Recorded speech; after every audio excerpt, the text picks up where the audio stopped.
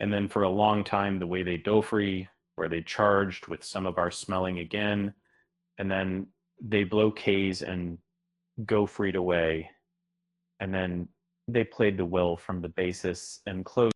The 1980s were a golden age for the genre, but amidst the classics were some truly unique creations and films that tried and often spectacularly failed to scare us. We're diving into a graveyard of forgotten flicks. The ones so bad they've achieved a strange sort of legendary status. These aren't films you'll necessarily enjoy, but those certainly give you something to talk about and prepare for questionable effects, baffling plots, and performances that defy explanation. It's like archaeological dig, but for bad taste.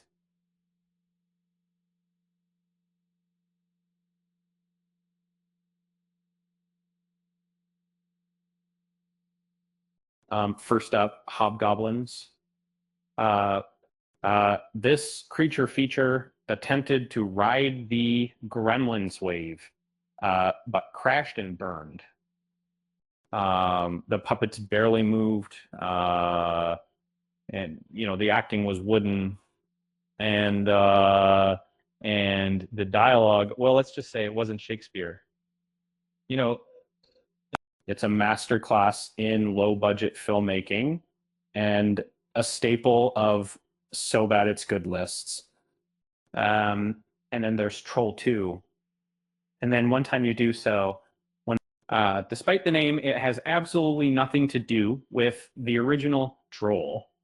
It's about vegetarian goblins trying to eat a family on vacation.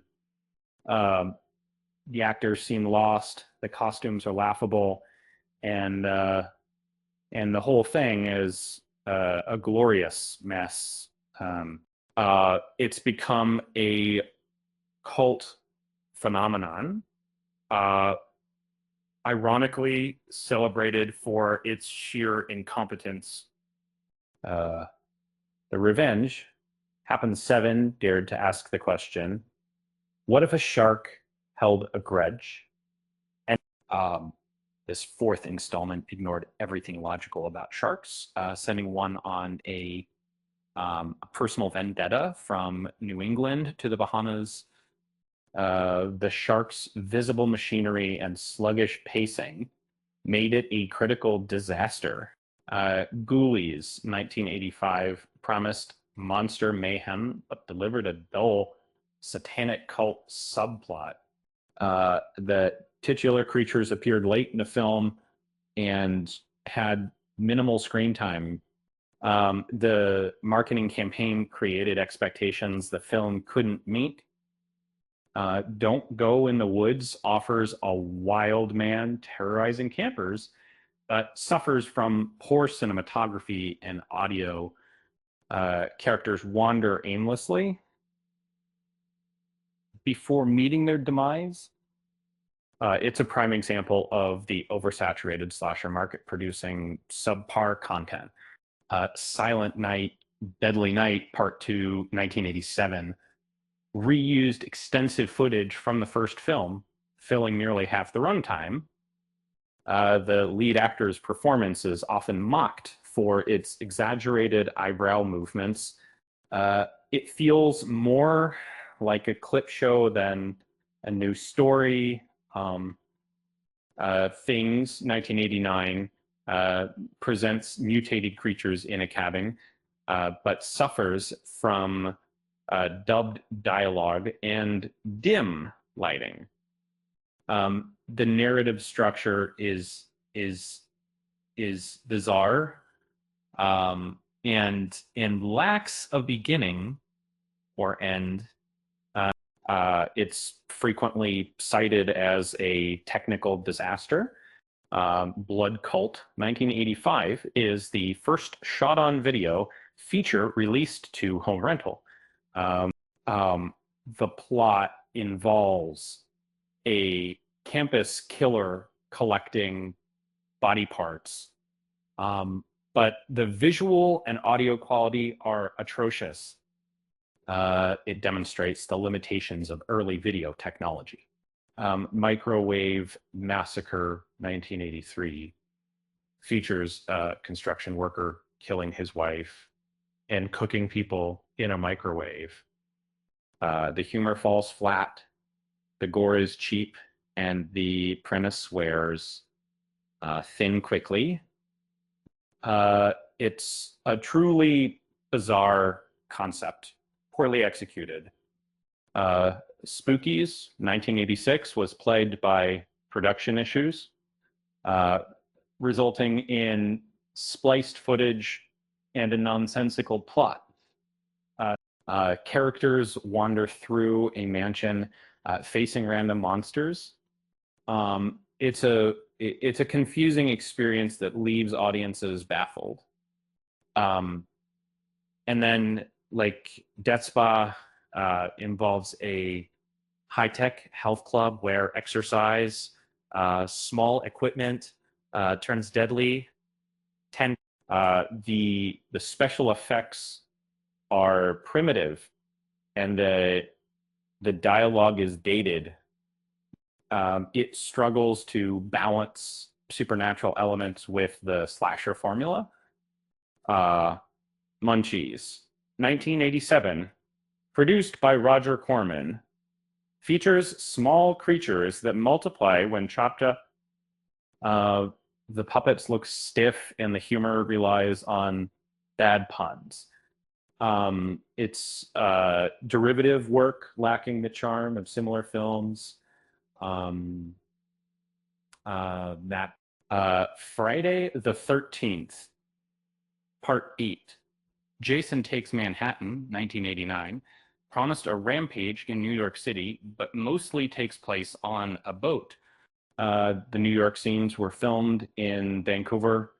Fans dislike it for its misleading title, Rawhead Rex, which is 1986, written by Clive Barker, fails to capture the terror of the source material. The monster costume looks static, and the direction is flat. It turns a terrifying beast into a generic monster, Maximum Overdrive 1986, directed by Stephen King, features machines coming to life and attacking humanity. The tone is inconsistent, and the acting is over the top. King himself admits that he wasn't in the right state of mind during production. And The Video Dead 1981 involves zombies emerging from a cursed television set. The characters make irrational decisions, and the rules of the zombie outbreak are inconsistent. It's a slow-moving film with little payoff. Neon Maniacs features mutants hunting teenagers. The film never explains who the monsters are or why they're vulnerable to water. The editing creates continuity errors. It feels like a pilot for a television show that was never picked up. Or Doom Asylum is a strange mix of slasher tropes and slapstick comedy. The acting is amateurish, and the dialogue is stilted. It's a prime example of a film trying too hard to be different. Rock and Roll Nightmare follows a hair metal band recording an album.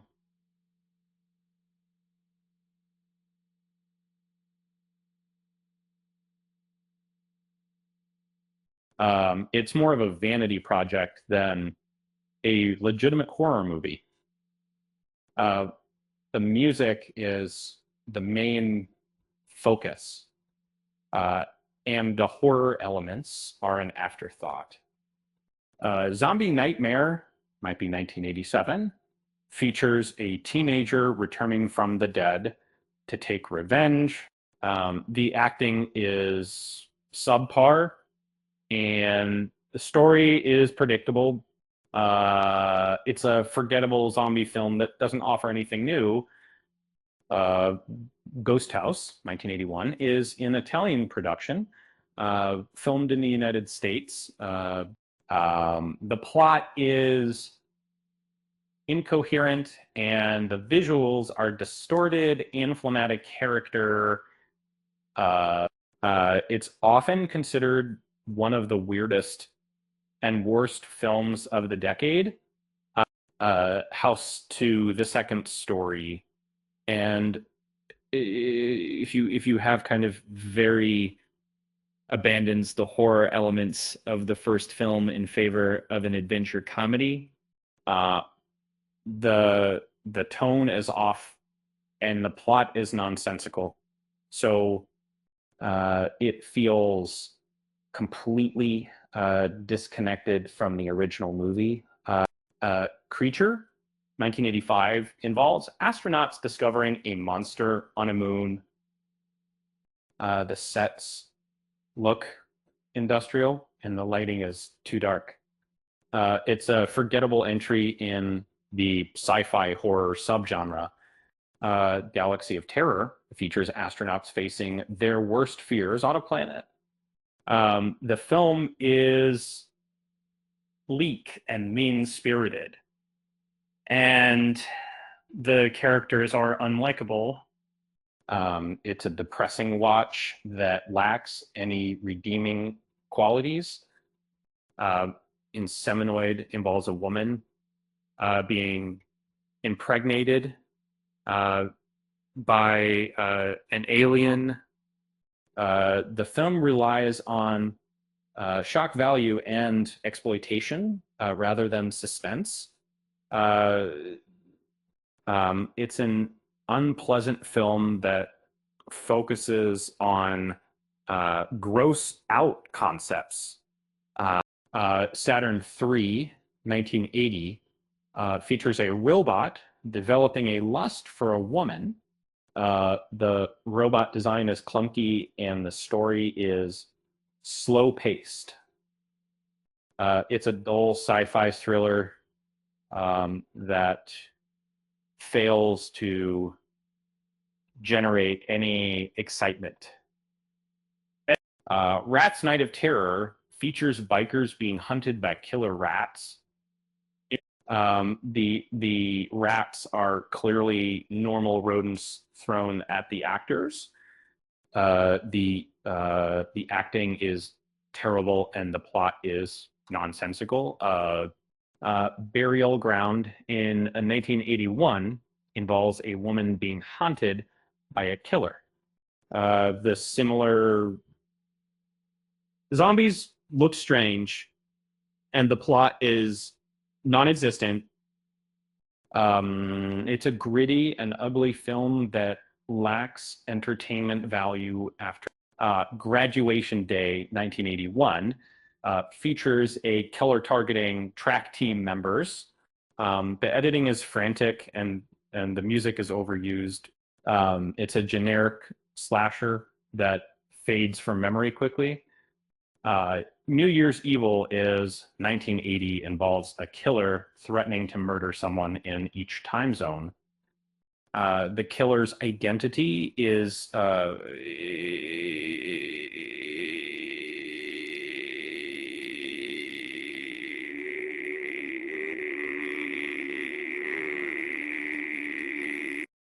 it's a predictable slasher film.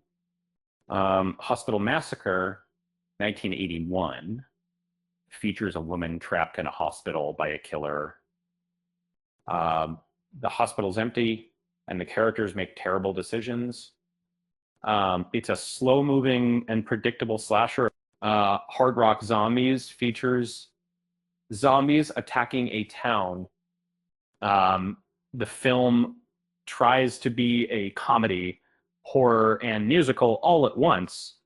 It's a chaotic mess that fails to be funny or scary Slaughter High. Or 1986 features a victim returning to his high school reunion to kill his tormentors. The actors are clearly in their 30s. It is a standard revenge slasher with no surprises. Sorority House Massacre in 1986 features a sorority house being haunted by a killer. The acting is flat and the suspense is lacking. Acting is it's a forgettable slasher that doesn't offer anything new. So it's the it's the it's the best contact of that. Video violence involves a couple opening a video store in a town where the locals make snuff films. The film is shot on video and looks cheap. It's a grim and ugly movie that's hard to watch. So there you have it, a glimpse into the wonderfully awful world of 80s horror. These films may not be masterpieces, but they're certainly memorable. And who knows, maybe you'll find a new guilty pleasure among them. After all, sometimes the worst movies are the most fun. With that said, thanks for watching, and until next time.